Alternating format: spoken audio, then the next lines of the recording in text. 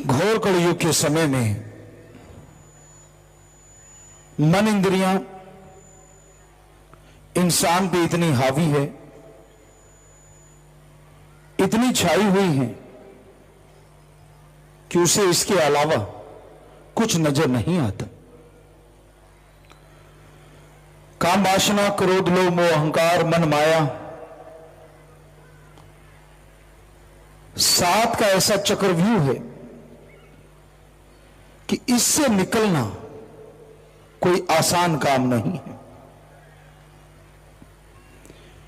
इंसान कितना भी सुखी हो, कितना भी दुखी हो, ये मन कभी काबू नहीं आता जब तक राम का नाम ना जपा जाए। और मन का काम विचार देना है। इंसान को ऐसे ऐसे विचार देता है कि इंसान मालिक से बेइंतहा दूर हो जाता है। मन का काम है चकमा देना, मन का काम है धोखा देना, और ये मित्र बनके, दोस्त बनके धोखा देता है। जब इंसान के अंदर कुछ नहीं होता, पंजाबी में एक कहावत है, गल लगता फिरता है। मतलब ना तो भक्ति, ना सेवा, बचनों की काट दड़ादड़, ऐसा इंसान फिर किसी न किसी के गल लगता रहता है। और ये मन की चाल है। मन हमेशा इंसान को गुमराह करता है। कोई बहाना ढूंढता है, कोई इशारा ढूंढता है, तू कौन मैं खामखा वाली बात मन करवा देता है। मन बड़ा ही जालिम है। इंसान की बुद्धि, विवेक सब खत्म कर देता है। और जब मन बिगड़ जाए, किसी गुरु, पीर, फकीर की बात अच्छी नहीं लगती। उसे लगता है मैं जो कहता हूं वही सही है, बाकी सारी दुनिया। आमतौर पे भक्तों के लिए परम पिताजी ने वचन किए, सारी दुनिया एक पासे, मेरा सतगुरु प्यारा एक पासे। ये तो है भक्तों के लिए, पर जो मन के मारे हुए हैं उनके लिए मैं अकेला एक तरफ और सारी दुनिया एक तरफ। उसकी मैं ही ठीक नहीं आती। कहते हैं बकरा जब ज्यादा मैं करने लगता कसाई ले जाता है। पता नहीं कौन सा रोग, पता नहीं कौन सी बीमारी, पता नहीं कौन सा कर्म इंसान पे भारी पड़ना होता है जब जो ज्यादा मैं करता है। तो अपनी खुद ही को दबा के रखो, मन को काबू में रखो, बिना वजह मन की तूल ना पकड़ो, वरना मन के मारे कभी उठा नहीं करते। कई इंसान ऐसे होते हैं जो संत, पीर, फकीरों की सुनते रहते हैं, पर वो उनकी बात मानते नहीं। हमारे धर्म में लिखा है नशा ना करो। हमने तो सारे धर्म पढ़ लिए, सभी में लिखा हुआ है नशा मत करो, बुराई मत करो। लेकिन लोग पढ़ते भी हैं, सुनते भी हैं, और मानने के नाम पे जीरो है, मानते नहीं। कोई कथा वार्ता कर रहा था, दूसरा सज्जन आके वहां बैठा, और जब उसने संतों की वचन सुने, पसीने छूट गए, वो थर-थर कांपने लगा। पढ़ने वाले का जब टाइम पूरा हुआ, वो उसे बाहर ले गया। कहता भाई तू थर-थर क्यों कांप रहा था, तेरे पसीने क्यों छूट रहे थे? कहता यार संतों ने भिगो भिगो के जूते मारे हैं, इतना कुछ लिखा है, इतना रोक टोक की है, मैं तो कांप गया। वो जो पढ़ के आया था कहने लगा देख, एक हमें रोज चित्र खाते हैं और रोज ही ऐसा काम करते हैं, हमें कोई परवाह नहीं। तो वो तो देख रहा है, उसकी बेआवाज लाठी जब पड़ती है ना, मान ना मान भाई, फिर तो सबको पता चल जाता है।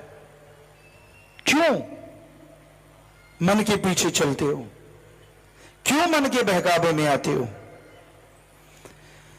एक कहावत और भी होती है कि मन जब डुबोता है ना, एक को नहीं कईयों के लड़के बैठ जाता है। आप डुबेंदे बामना जजमान भी डूबे, एक कहावत। मैं हम तो डूबेंगे सनम, तुझे भी ले डूबेंगे। मन ये चाल चलता है। एक मनमता आदमी कहीं इकट्ठ में बैठा हो, वो ऐसी छुरछुरी छेड़ेगा या फुलझड़ी छोड़ेगा कि आसपास वाले भी जल जाते हैं, जो हां में हां या हूं या हां हां करते रहते हैं। तो मनमते लोगों से दूरी रहिए, सुमन कीजिए, सेवा कीजिए। मन के कहे चलो मत कोई, गुरु कहे करो तुम सोई। ये भव में गोते खिलवावे, ये गुरु से बेमुख करवावे। इंसान की गंदी सोच मन इंसान को कहीं का नहीं छोड़ती। वो जैसा खुद होता है, जब खुद पे शिकंजा कसता है तो वो छटपटाता है, और मन कहता नहीं तू अब ये कर, तू अब वो कर, अब ये बहाना ढूंढ, तू वो ढूंढ। और जो उनके चमचागिरी करते रगड़े वो भी जाते हैं। सो मन के पीछे कभी नहीं चलना चाहिए। फिर माया, माया इंसान को भरमाती रहती, तरह तरह के रूप बनाती है, तरह तरह के भेष बनाती है। और जो इंसान माया के हाथों गुमराह हो जाता है वो कभी बचता नहीं। माया के दो रूप, एक जाहरी तौर पे यानी एक प्रत्यक्ष, एक अप्रत्यक्ष। प्रत्यक्ष जमीन जायदाद, धन दौलत, स्त्री के लिए पुरुष और पुरुष के लिए स्त्री, यानी जो गलत चलने के लिए प्रेरणा दे। माया किसी भी रूप में आ सकती है। और दूसरा कारण है अप्रत्यक्ष। सारे धर्मों में लिखा हुआ है ये दुनिया झूठ है, दुनिया का साजो सामान झूठ है, लेकिन माया क्या करती है, सारी झूठी चीजों को सच बनाती है, और सच अल्लाह वाहिगुरु राम के नाम को झूठ बताती है, और आदमी इसके भ्रम में फंस जाते हैं। आज जिसको मर्जी देख लो, पूरी जनसंख्या के आधार पे अगर कहें तो राम राम तभी करेंगे अगर आपकी जेब में माया है, आपकी राज पहुंच है, या आप किसी बड़े ओहदे ऑफिसर हैं, तो आपको अनजान लोग भी राम राम करेंगे। अगर आपके पास कुछ भी नहीं तो अपने भी मुंह मोड़ लेंगे, यार ये इससे बोलेंगे तो कुछ ना कुछ मांगेगा। ऐसी है माया की मोहनी, ऐसा है माया का जाल। जो इसमें फंस जाते हैं, जो गुमराह हो जाते हैं, फिर वो बच नहीं पाते। तो इसलिए माया से और मन से अगर बचना चाहते हो तो सुमरन किया करो, सेवा किया करो। सेवा और सुमरन ही एक तरीका है जो इंसान को मन माया से बचा सकता है, काम वासना क्रोध लोभ मोह अहंकार से बचा सकता है, ईर्ष्या द्वेष द्वेष से बचा सकता है। इन सब से बचने के लिए सेवा करो, सुमरन करो, तो मालिक की दया में रहमत से अंदर बाहर से माला माल जरूर हो जाओ। जैसे बच्चे को कुछ पता नहीं होता,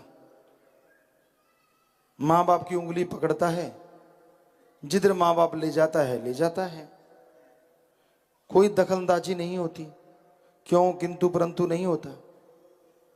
उसी तरह एक मुरीद को अपने सदगुरु पे दृढ़ यकीन होना चाहिए। वो जो कहे, जो बोले, क्योंकि वो खुद नहीं बोलता, अल्लाह वाहिगुरु राम बुलवाता है, वही वचन करवाता है।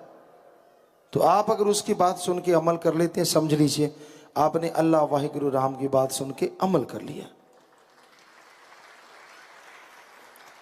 कई बार दिखने में चीजें सही नहीं होती, यूं लगता है कि ऐसे कैसे गुरु की बात मान ले, गुरु तो ये कहता है, गुरु वो कहता है, गुरु फलां कहता है, ऐसे कैसे। आदमी अपना अकल का दखल दिए बिना बाज नहीं आता। आपको कई बार बात सुनाई, एक बात सुनाते हैं। एक संत पीर फकीर के साथ दो उनके शिष्य रहते थे।